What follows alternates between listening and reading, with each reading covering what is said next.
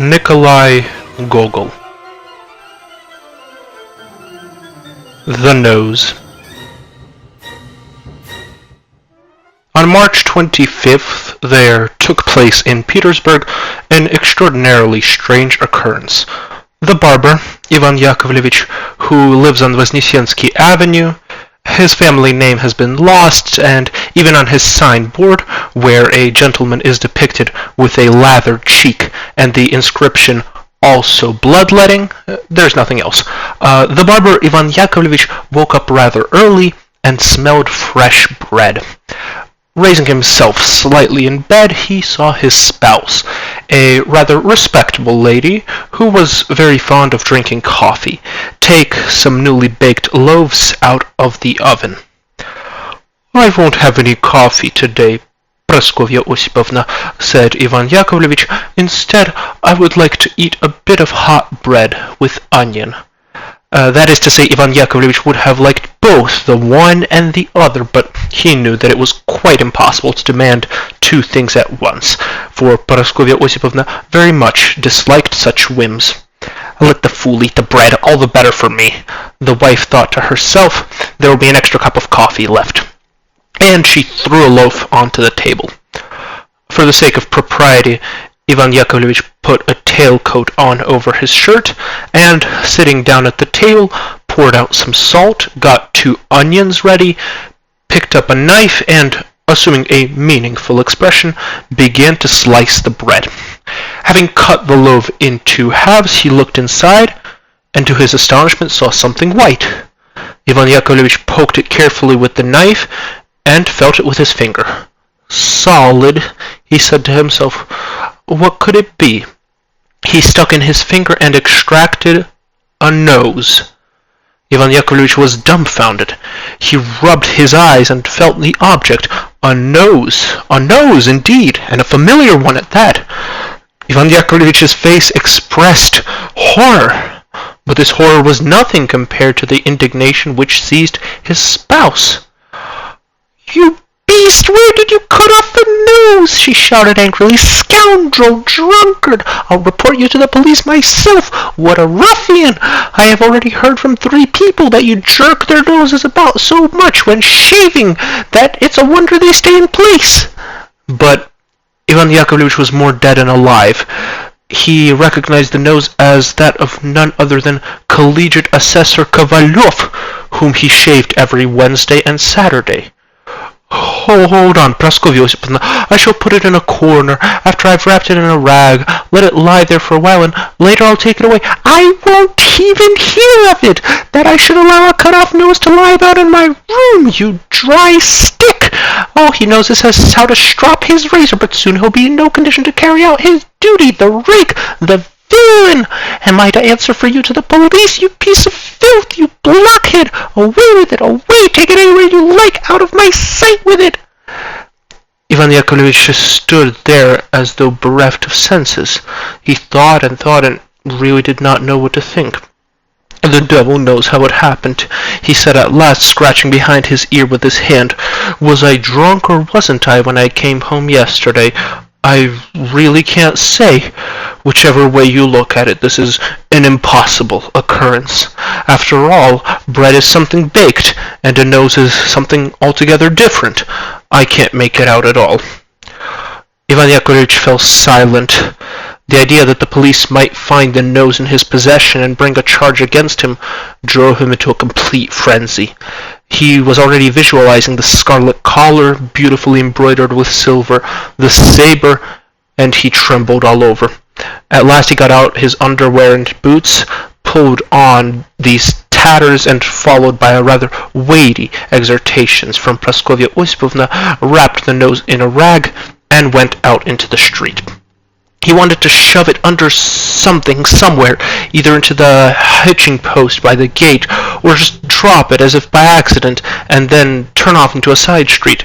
But as bad luck would have it, he kept running into people he knew, who at once would ask him, "Where are you going?" or "Whom are you going to shave so early?"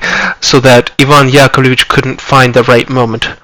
Once he actually did drop it, but a policeman some distance away pointed to it with his halberd and said, "Pick it up, you've dropped something there." And Ivan Yakovlevich was obliged to pick up the nose and hide it in his pocket.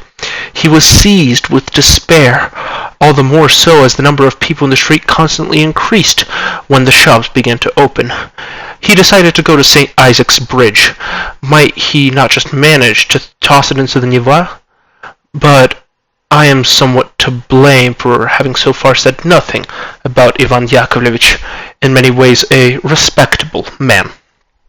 Like any self-respecting Russian artisan, Ivan Yakovlevich was a terrible drunkard, and although every day he shaved other people's chins, his own was ever unshaven.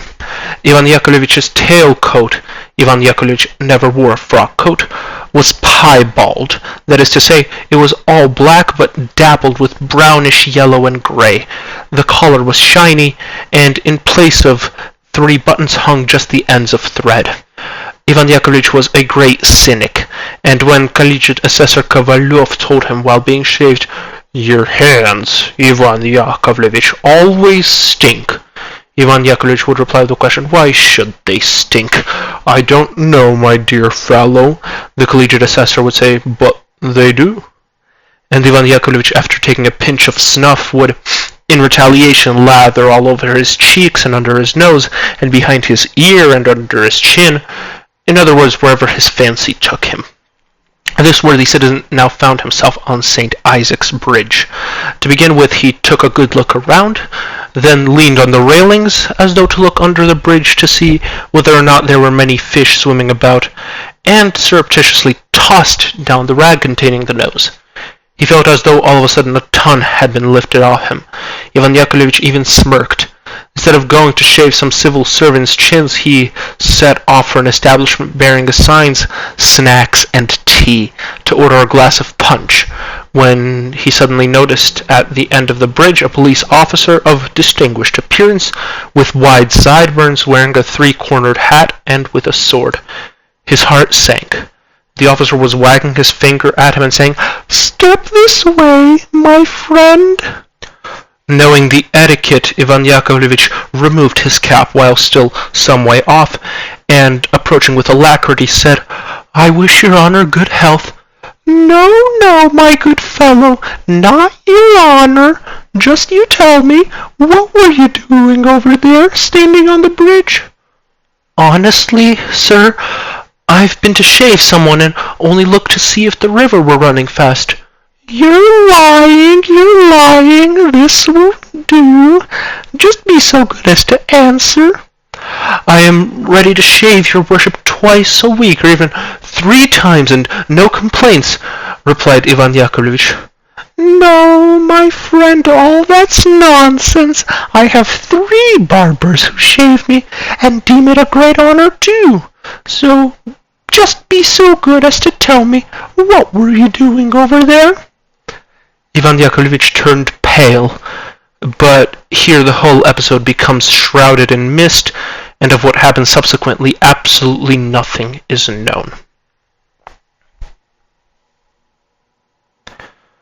Collegiate assessor Kovalyov woke up rather early and made a brrr sound with his lips, as he was wont to do on awakening, although he could not have explained the reason for it. Kovalyov stretched and asked for the small mirror standing on the table. He wanted to have a look at the pimple which had, the evening before, appeared on his nose, but to his extreme amazement he saw that he had, in the place of his nose, a perfectly smooth surface. Frightened, Kovalyov called for some water and rubbed his eyes with a towel. Indeed, no nose. He ran his hand over himself to see whether or not he was asleep. No, he didn't think so. The collegiate assessor jumped out of bed and shook himself. No nose. He at once ordered his clothes to be brought to him and flew off straight to the chief of police. In the meantime, something must be said about Kovalyov to let the reader see what sort of man this collegiate assessor was.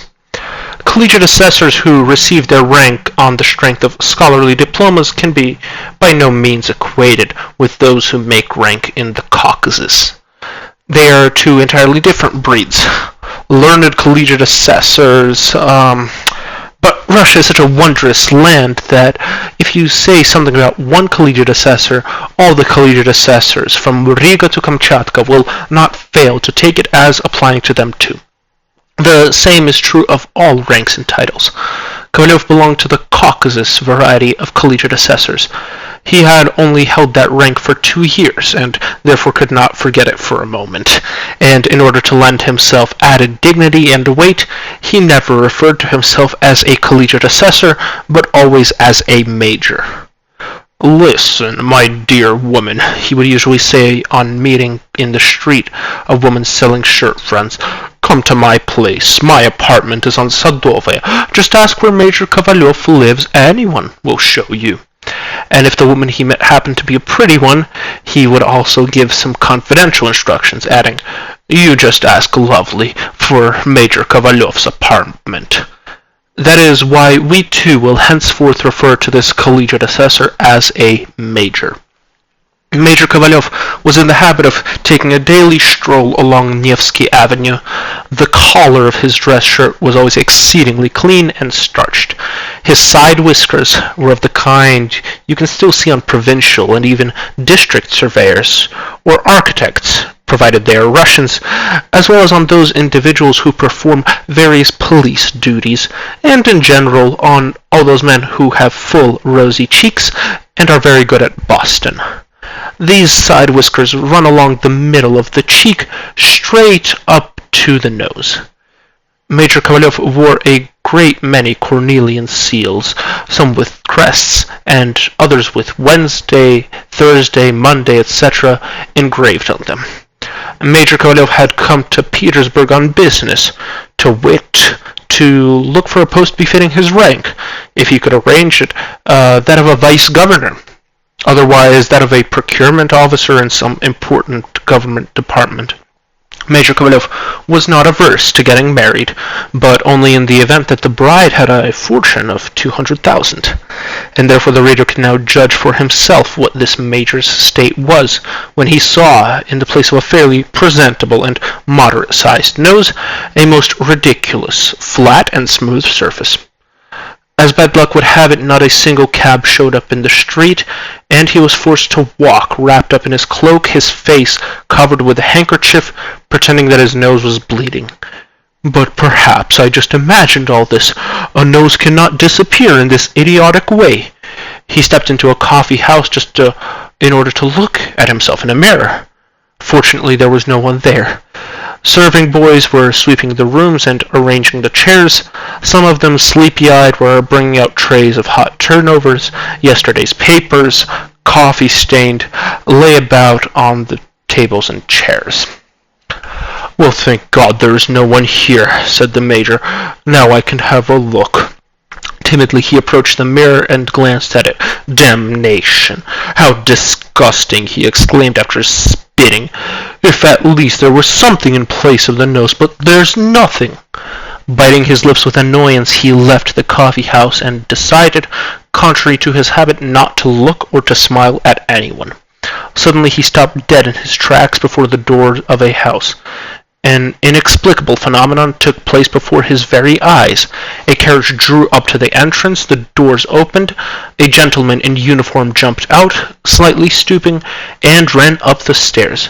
Imagine the horror and at the same time the amazement of Kovalyov when he recognized that it was his own nose. At this extraordinary sight, everything seemed to whirl before his eyes. He felt that he could hardly keep on his feet. Trembling all over as though with fever, he made up his mind, come what may, to await the gentleman's return to the carriage. 2 minutes later the nose indeed came out. He was wearing a gold-embroidered uniform with a big stand-up collar and doeskin breeches. There was a sword at his side. From his plumed hat one could infer that he held the rank of a state councillor. Everything pointed to his being on the way to pay a call. He looked right and left, shouted to his driver, "Bring the carriage round," got in, and was driven off. Poor Kovalyov almost went out of his mind. He did not even know what to think of this strange occurrence. Indeed, how could a nose, which was as recently as yesterday been on his face, and could neither ride nor walk, how could it be in uniform? He ran after the carriage, which fortunately had not gone far, but had stopped before the Kazan Cathedral. He hurried into the cathedral, made his way past the ranks of old beggar women with bandaged faces and two slits for their eyes, whom he used to make such fun of, and went inside. There were but few worshippers there. They all stood by the entrance. Kovalyov felt so upset that he was in no condition to pray, and searched with his eyes for the gentleman in all the church corners. At last he saw him standing to one side. The nose had completely hidden his face in the big stand-up collar and was praying in an attitude of utmost piety. "How am I to approach him?" thought Kovalyov. "From everything, from his uniform, from his hat, one can see that he is a state councillor. I'll be damned if I know how to do it." He started clearing his throat, but the nose never changed his devout attitude and continued his genuflections. "My dear sir," said Kovalyov, forcing himself to take courage. "My dear sir." "What is it you desire?" said the nose, turning round. "It is strange, my dear sir. I think you ought to know your place, and all of a sudden I find you, and where? In church. You'll admit." "Excuse me, I cannot understand what you are talking about. Make yourself clear." "How shall I explain it to him?" thought Kovalyov, and emboldened began. "Of course, However, I am a major. For me to go about without my nose, you'll admit it's unbecoming. It's all right for a peddler woman who sells peeled oranges on Voskresensky Bridge to sit without a nose. But since I'm expecting and besides have many acquaintances among the ladies, Mrs. Chichtareva, a state councillor's wife, and others, judge for yourself." "I don't know, my dear sir." Here Major Kovalyov shrugged his shoulders. "Forgive me, if one were to look at this in accordance with the rules of duty and honor, you yourself can understand."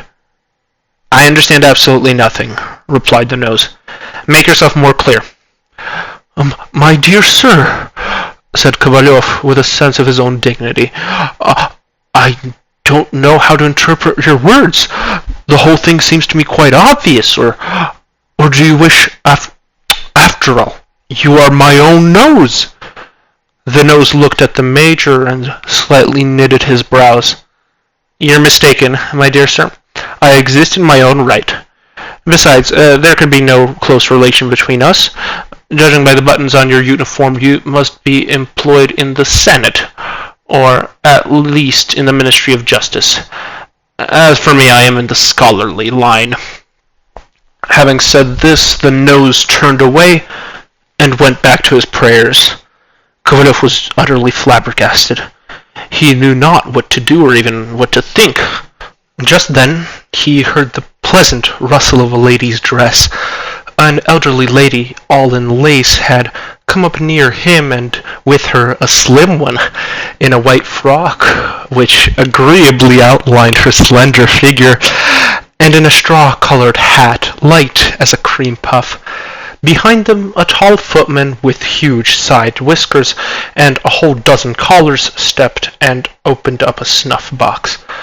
Kovalyov stepped closer, pulled out of the cambric collar of his dress shirt, adjusted his seals hanging on a gold chain, and, smiling in all directions, turned his attention to the ethereal young lady, who, like a spring flower, bowed her head slightly and put her little white hand with its translucent fingers to her forehead.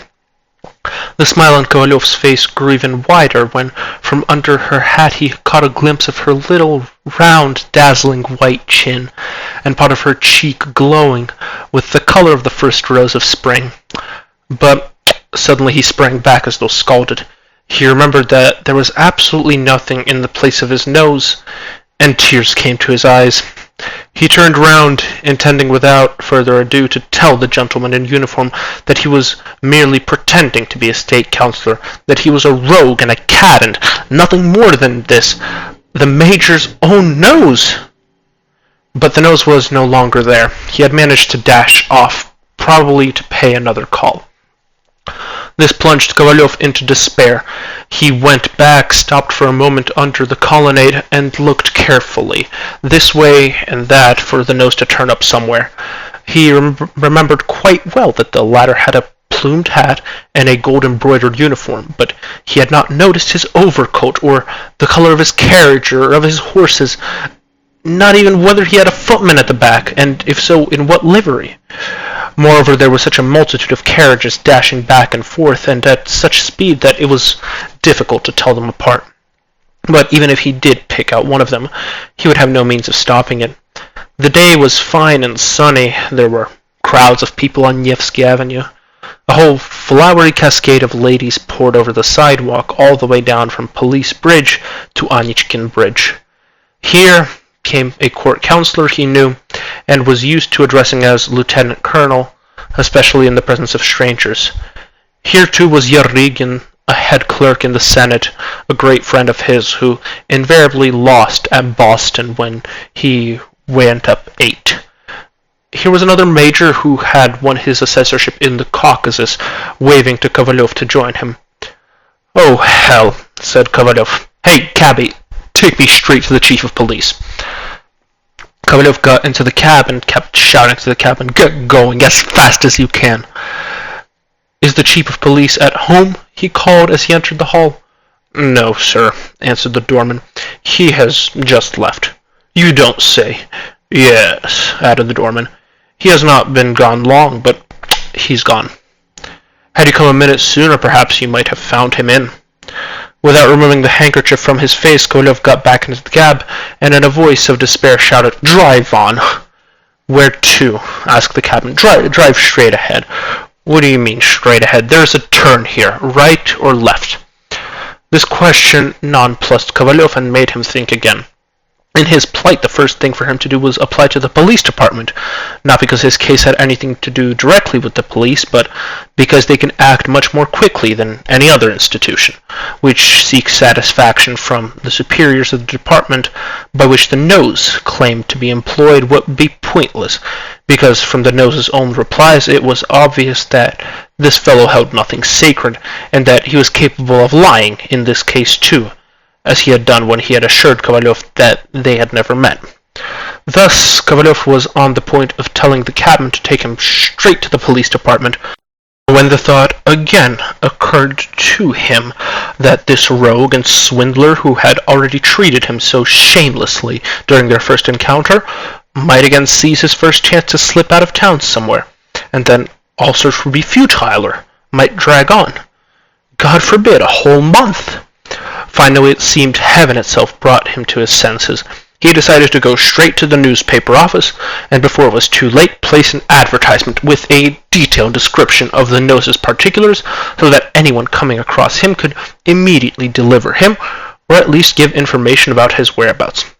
And so, mind made up, he told the cabby to drive to the newspaper office, and all the way down to it kept whacking him in the back with his fist, saying, "Faster, you villain! Faster, you rogue!"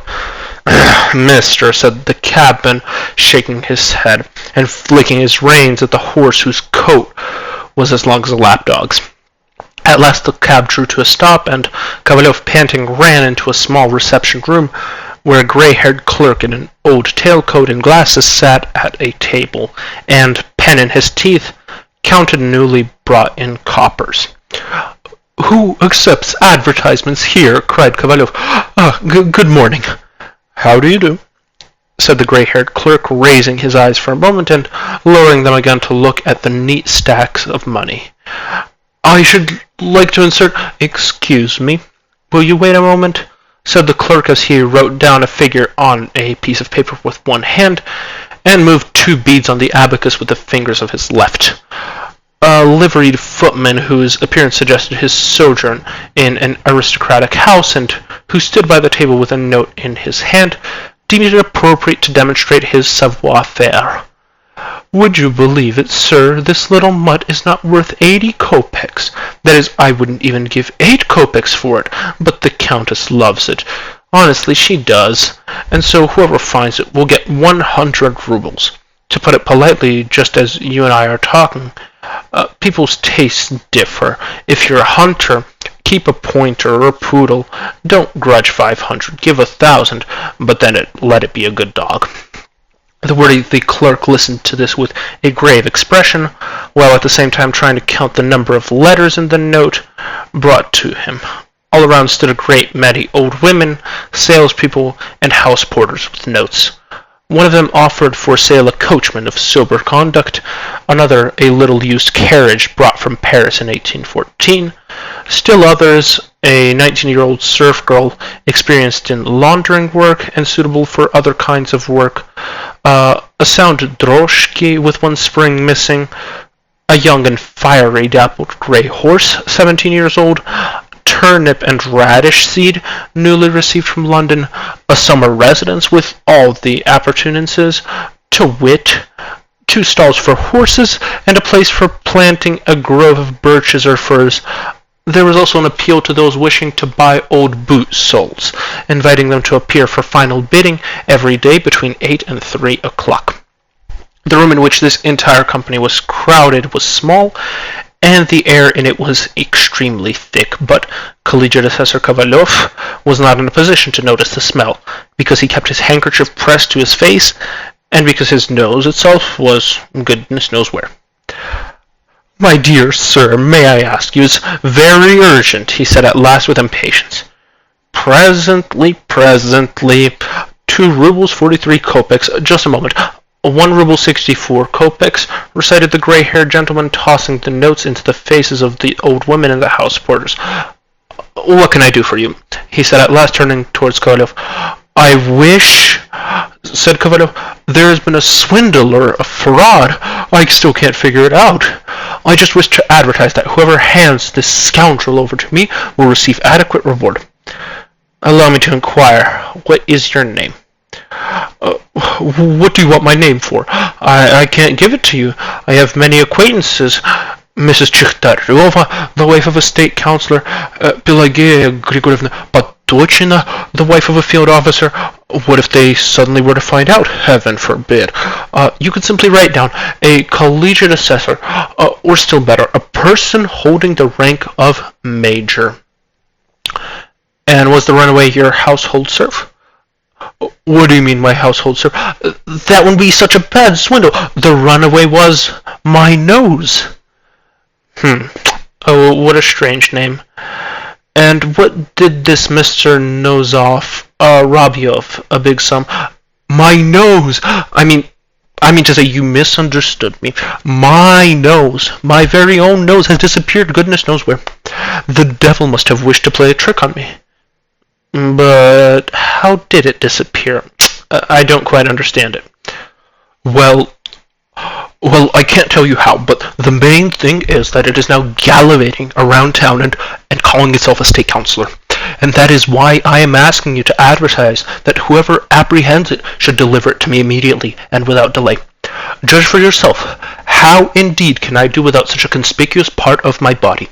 It isn't like some little toe which I put into my boot, and no one can see whether it is there or not. On Thursdays I call at the house of Mrs. Chikhtaryova, a state councillor's wife, Mrs. Patochina, Pelageya Grigorievna, a field officer's wife, and her very pretty daughter. They're also very good friends of mine, and you can judge for yourself. How can I now? I can't appear at their house now." The clerk thought hard, his lips pursed tightly in witness thereof. "No, I can't insert such an advertisement in the papers," he said at last after a long silence. "How so? Why?" "Well, the paper might lose its reputation. If everyone were to write that his nose had run away, why, as it is, people say that too many absurd stories and false rumors are published." "But why is this business absurd? I don't think it is anything of the sort. That's what you think, but take last week. There was another such case. A civil servant came in, just as you have, bringing a note, was billed 2 rubles 73 kopecks, and the advertisement consisted of was that a black-coated poodle had run away. It doesn't seem to amount to much, does it? But it turned out to be a libel. This so-called poodle was the treasurer of I don't recall which institution. But I'm not putting in an advertisement about a poodle. It's about my very own nose that is practically the same thing about myself. No, I can't possibly insert such an advertisement. But when my nose actually has disappeared, if it has disappeared, then it is a doctor's business. They say that there are people who can fix you up with any nose you like. However, I observe that you must be a man of gay disposition and fond of kidding in company. I swear to you by all that is holy, perhaps if it comes to that, why, I'll show you. Why trouble yourself? Continued the clerk, taking a pinch of snuff. However, if it isn't too much trouble, he added, moved by curiosity, I'd like to take a look. The collegiate assessor removed his handkerchief from his face. Very strange indeed, said the clerk. It's absolutely flat, like a pancake fresh off the griddle. Yes, incredibly smooth. Well, will you go on arguing after this? You see yourself that you can't refuse to print my advertisement. I'll be particularly grateful, and am very glad that this opportunity had given me the pleasure of making your acquaintance. The Major, as we can see, decided this time to use a little flattery. To insert it would be easy enough, of course, said the clerk.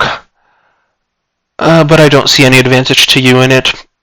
If you really must give it to someone who wields a skillful pen, and let him describe this as a rare phenomenon of nature, and publish this item in the Northern Bee. Here he took another pinch of snuff, for the benefit of the young. Here he wiped his nose, or just so, as a matter of general interest. The collegiate assessor felt completely discouraged. He dropped his eyes to the lower part of the paper where theatrical performances were announced. His face was about to break out into a smile as he came across the name of a pretty actress, and his hand went to his pocket to check whether he had a blue note, because in his opinion field officers ought to sit in the stalls. But the thought of his nose spoiled it all. The clerk himself seemed to be moved by Kovalev's embarrassing situation. Wishing to at least ease his distress, he deemed it appropriate to express his sympathy in a few words. I really am grieved that such a thing happened to you. Wouldn't you care for a pinch of snuff? It dispels headaches and melancholy, and it's even good for hemorrhoids. With those words, the clerk offered Kovalev his snuff box, rather deftly snapping open the lid, which pictured a lady in a hat. This unpremeditated action made Kovalev lose all patience. I can't understand how you find this a time for jokes, he said angrily. Can't you see that I lack the very thing one needs to take snuff? To hell with you, snuff. I can't bear the sight of it now, even if you offered me some râpé itself, let alone your wretched beidaisons. After saying this, he left the newspaper office deeply vexed, and went to visit the district police inspector, a man with a passion for sugar. In his house, the entire parlor, which served also as the dining room, was stacked with sugar loaves, which local tradesmen brought to him out of friendship. At the moment his cook was pulling off the inspector's regulation top boots, his sword and all his military trappings were already hanging peacefully in the corners, and his 3-year-old son was reaching for his redoubtable 3-cornered hat, while the inspector himself was preparing to taste the fruits of peace after his day of warlike martial pursuits. Kovalev came in at the moment when the inspector had just stretched, grunted, and said, a couple of hours good snooze. It was therefore easy to see that the collegiate assessor had come at quite the wrong time, and I wonder whether he would have been welcome even if he had brought several pounds of tea or a piece of cloth. The police inspector was a great patron of all arts and manufactories, but he preferred a banknote to everything else. This is the thing, he would universally say. There can be no thing better than it. It doesn't ask for food, doesn't take up much space, it'll always fit into a pocket, and if you drop it, it won't break. The inspector received Kovalyov rather coolly and said that after dinner was hardly the time to conduct investigations, that nature itself intended that man should rest a little after a good meal.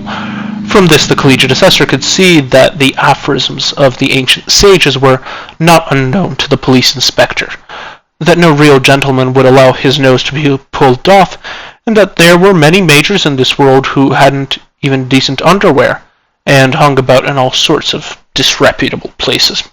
This last was too close for comfort. It must be observed that Kovalyov was extremely quick to take offense.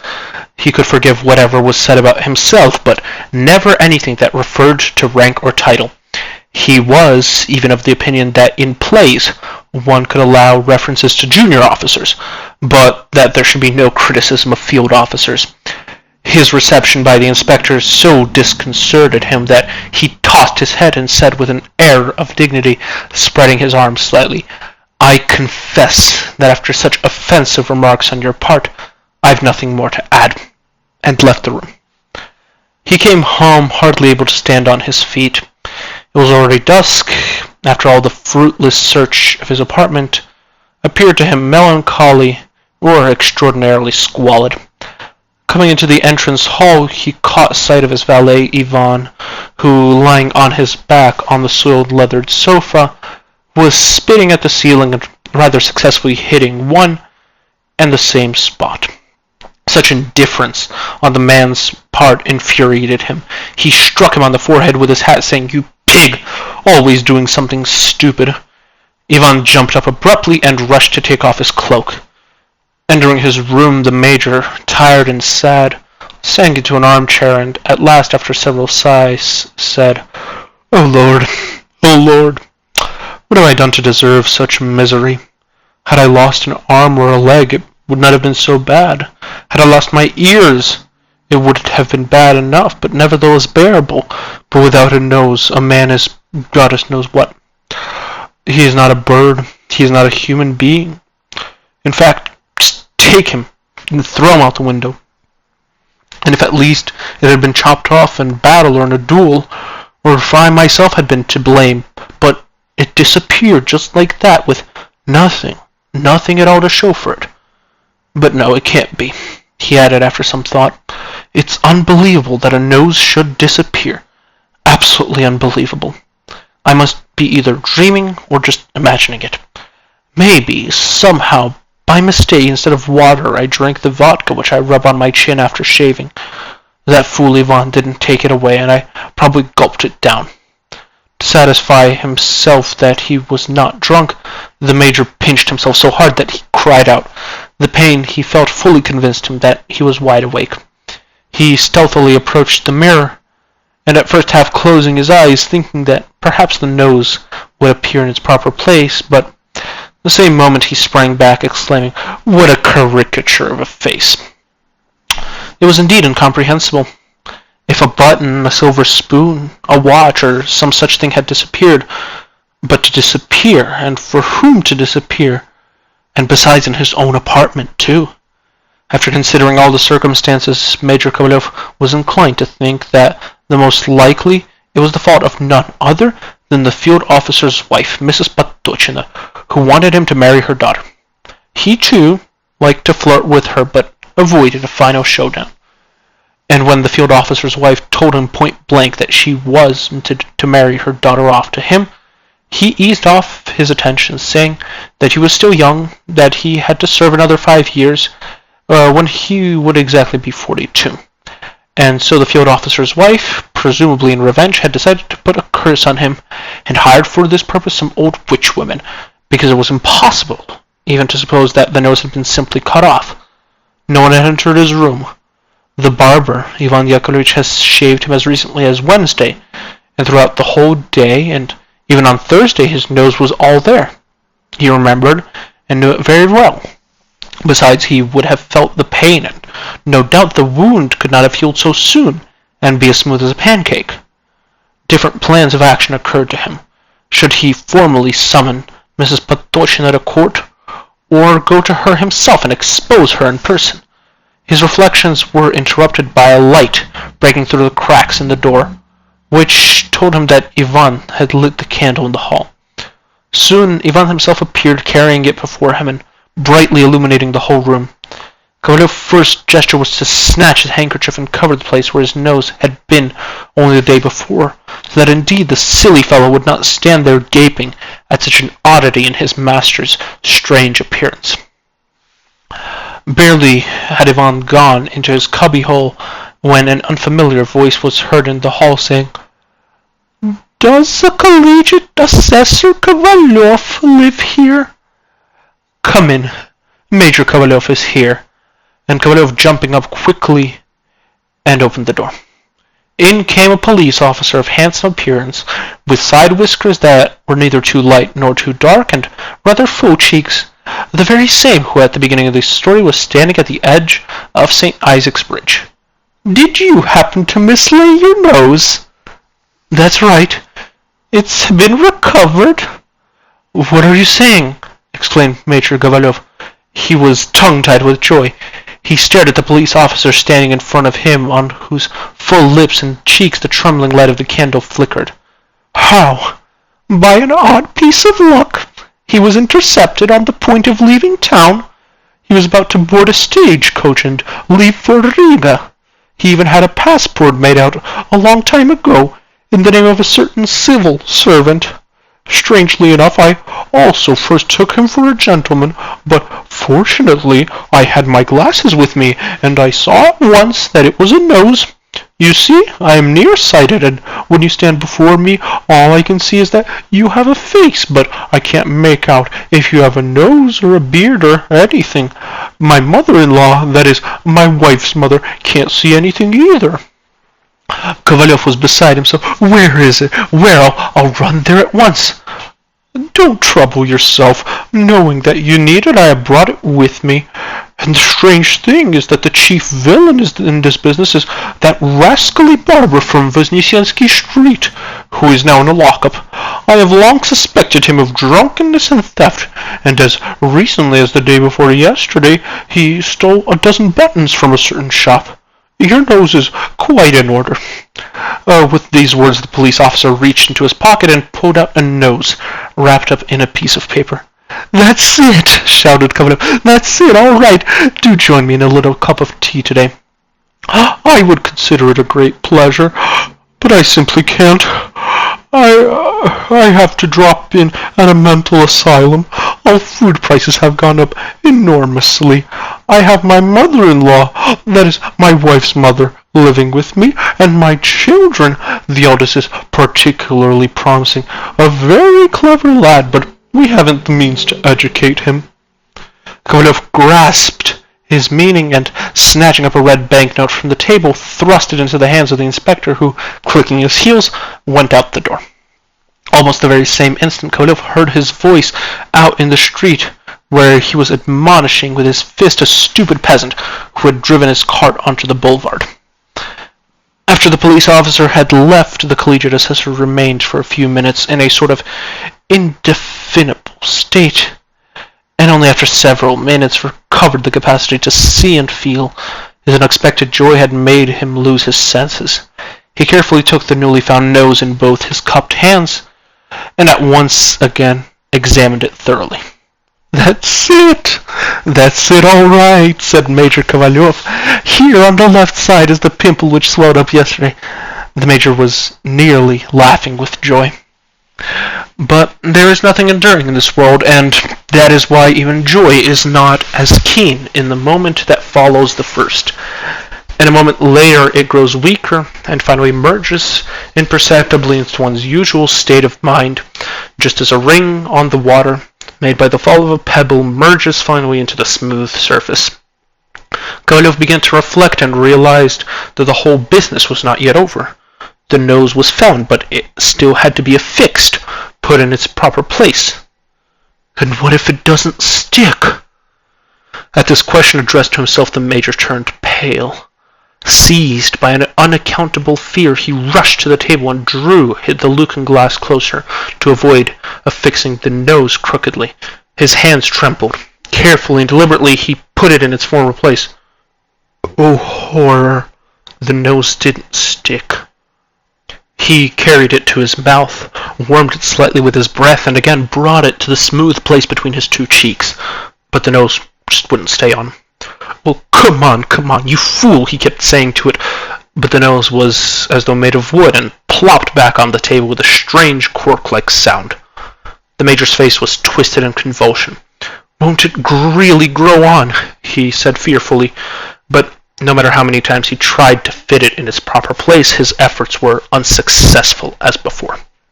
He called Ivan and sent him for the doctor, who occupied the best apartment on the first floor of the same house.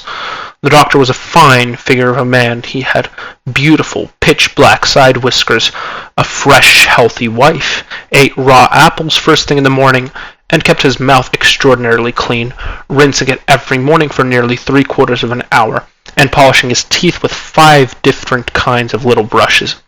The doctor came at once.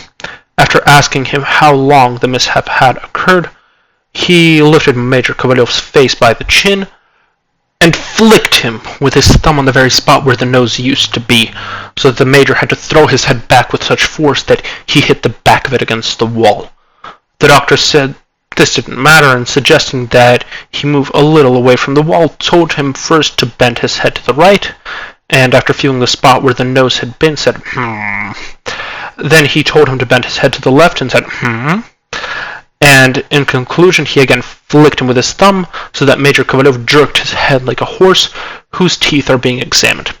Having carried out this test, the doctor shook his head and said, "No, can't be done. You'd better stay like this, or we might make things even worse. Of course, it can be stuck on. I dare say I could do it right now for you, but I assure you it'll be worse for you." "I like that. How am I to remain without a nose?" said Kovalyov. "It couldn't possibly be worse than now. This is simply a hell of a thing. How can I show myself anywhere with such a scandalous state? I have acquaintances in good society. Why, this evening now I'm expected at parties in 2 houses. I know many people, Mrs. Chikhtaryova, a state councillor's wife, Mrs. Patochina, a field officer's wife, although after what she's done now I'll have nothing more to do with her except through the police." "I appeal to you," pleaded Kovalyov. "Is there no way at all? Fix it on somehow, even if not very well, just so it stays on in an emergency. I could even prop it up with my hand. And besides, I don't dance, so I can't do any harm by some careless movement. As regards my grateful acknowledgment of your visits, be assured that, as far as my means allow—" "Would you believe it," said the doctor in a voice that was neither loud nor soft, but extremely persuasive and magnetic, "I never treat people out of self-interest. This is against my principles and my calling. It is true that I charge for my visits, but solely in order not to offend by my refusal. Of course, I could have fixed your nose, but I assure you on my honor, if you won't take my word for it, that it will be much worse. Rather, let nature take its course. Wash the place more often with cold water, and I assure you that without a nose you'll be as healthy as if you had one. As for the nose itself, I advise you to put the nose in a jar with alcohol, or better still, pour into the jar 2 tablespoons of aqua fortis and warmed up vinegar, and then you can get good money for it. I'll buy it myself, if you don't ask too much." No, I won't sell it for anything," exclaimed Major Kovalyov in desperation. "Let it rather go to blazes." "Excuse me," said the doctor, bowing himself out. "I wanted to be of some service to you. Never mind. At least you saw my goodwill." Having said this, the doctor left the room with a dignified air. Kovalyov didn't even notice his face, and in his benumbed state saw nothing but the cuffs of his snow-white shirt peeping out of the sleeves of his black tailcoat. The very next day he decided, before lodging a complaint, to write to Mrs. Patochina, requesting her to restore him and do without a fight. The letter ran as follows. "Dear Madame Alexandra Grigorievna, I fail to understand your strange behavior. Be assured that acting in this way you gain nothing, and certainly will not force me to marry your daughter. Believe me that the incident with my nose is fully known to me, just as is the fact that you, and no one else, are the principal person involved. It is sudden detachment from its place, its flight and its disguise, first as a certain civil servant, then at last in its own shape, is nothing other than the result of a spell cast by you or by those who engage like you in such noble pursuits.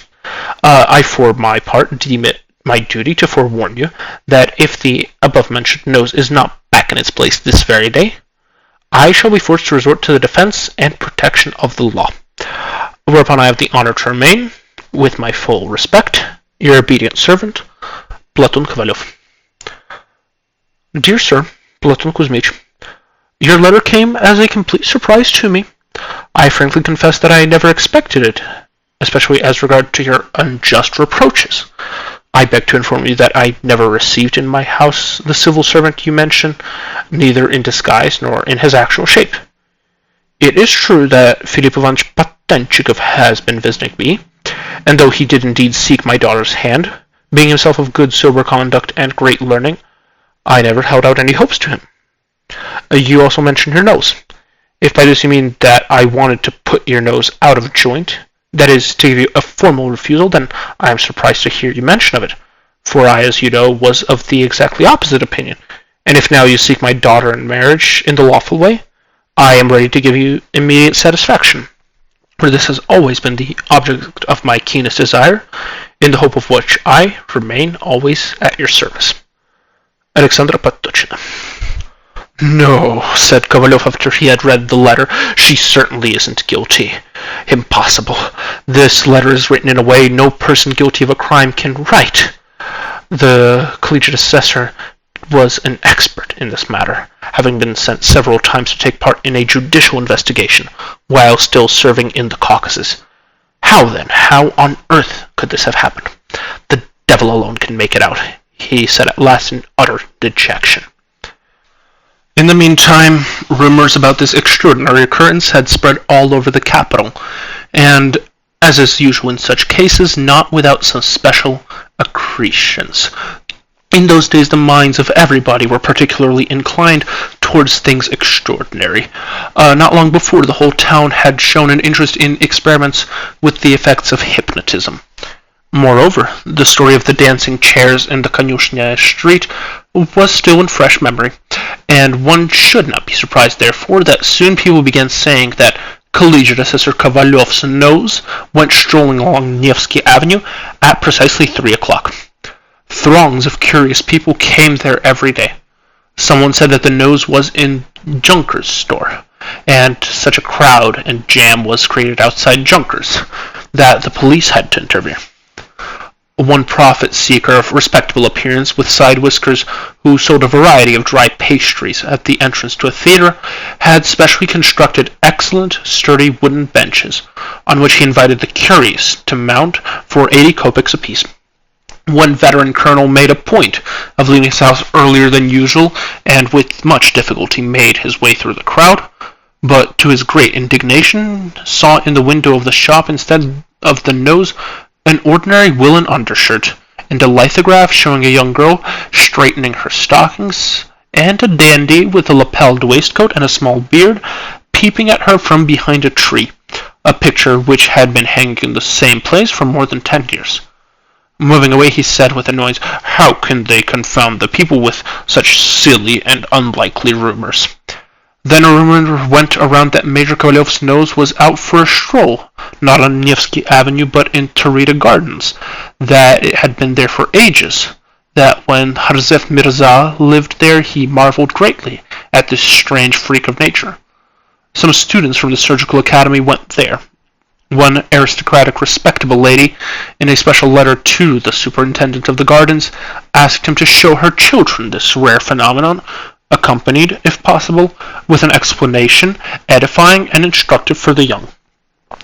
All the men in town, the habitués of society parties, who liked to amuse ladies and whose resources had by the time been exhausted, were extremely glad of all these goings-on. A small percentage of respectable and well-meaning people were extremely displeased. One gentleman said indignantly that he could not understand how in this enlightened age such senseless stories could spread, and that he was surprised at the government's failure to take heed of it. The gentleman apparently was one of those gentlemen who would like to embroil the government in everything, even in their daily quarrels with their wives. After that, but here again the whole incident is shrouded in fog, and what happened afterwards is absolutely unknown. Utterly nonsensical things happen in this world. Sometimes there is absolutely no rhyme or reason in them. Suddenly the very nose which had been going around with the rank of a state councillor and created such a stir in the city found itself again, as though nothing were the matter, in its proper place, that is to say, between the two cheeks of Major Kovalyov. This happened on April 7th. Waking up and chancing to look in the mirror, he sees his nose. He grabbed it with his hand. His nose indeed. "Aha!" said Kovalyov, and in joy he very nearly broke into a barefooted dance round the room, but Ivan's entry stopped him. He told Ivan to bring him some water to wash in, and while washing glanced again in the mirror. His nose! Drying himself with his towel, he again glanced at the mirror. His nose. "Take a look, Ivan. I think there's a pimple on my nose," he said, and in the meantime thought, how awful if Ivan says, "Why no, sir, not only is there no pimple, but also the nose itself is gone." But Ivan said, "Nothing, sir, no pimple, your nose is fine." "That's great, damn it," the major said to himself, snapping his fingers, and at that moment the barber Ivan Yakovlevich peeped in at the door, but as timidly as a cat which had just been whipped for stealing lard. "First, you tell me, are your hands clean?" Kovalyov shouted to him before he had approached. "They are." "You're lying." "I swear they are, sir." "Well, we'll see." Kovalyov sat down. Ivan Yakovlevich draped him with a napkin and instantly, with the help of a shaving brush, transformed his chin and part of his cheek into the whipped cream served at merchants' names-day parties. "Oh, well, I never," Ivan Yakovlevich said to himself, glancing at his nose, and then cocked his head on the other side and looked at it sideways. "Look at that. Just you try and figure it out." He continued and took a good look at the nose. At last, gently, with the greatest care imaginable, he raised two fingers to grasp it by the tip. Such was Ivan Yakovlevich's method. No, look out there," said Kovalyov. Dumbfounded and confused as never before in his life, Ivan Yakovlevich let his hands drop.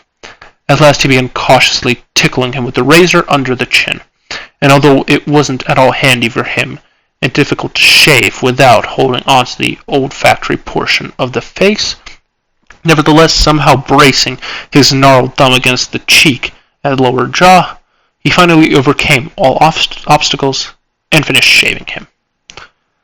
When everything was ready, Kovalyov hastened to dress, hired a cab, and went straight to the coffee house.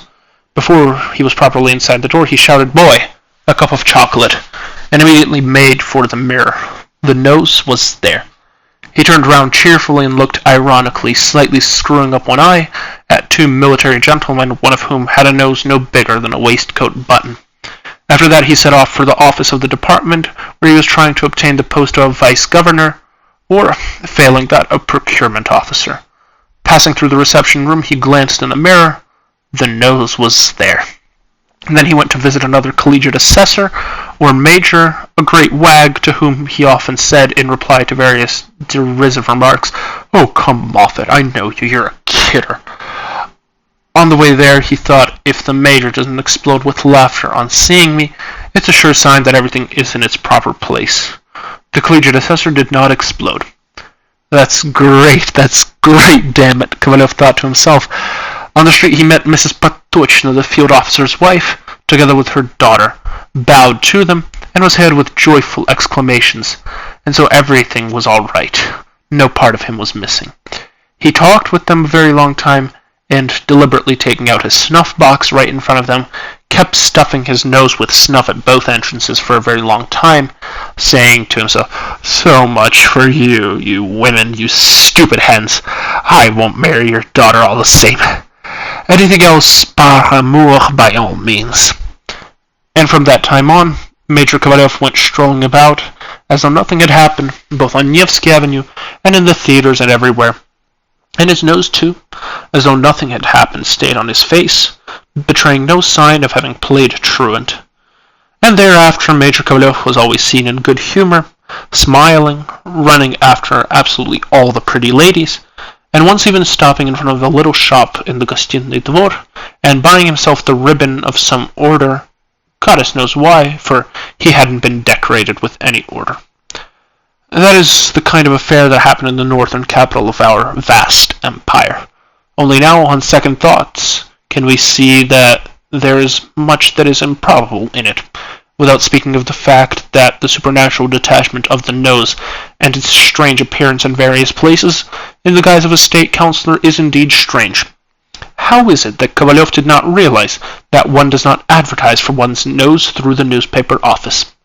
I do not mean to say that advertising rates appear to me too high. That's nonsense, and I am not at all one of those mercenary people. But it's improper, embarrassing, not nice. And then again, how did the nose come to be in a newly baked loaf? And how about Ivan Yakovlevich? No, this is something I can't understand, positively can't understand. But the strangest, the most incomprehensible thing of all is how authors can choose such subjects. I confess that this is quite inconceivable. It is indeed... No, I just can't understand it at all. In the first place, there is absolutely no benefit in it for the fatherland. In the second place, there is no benefit either. I simply don't know what to make of it. And yet, in spite of it all, though, of course, we may assume this and that, and the others, perhaps even... And after all, where are there incongruities? But all the same, when you think about it, there really is something in all this. Whatever anyone says, such things happen in this world. Rarely, but they do.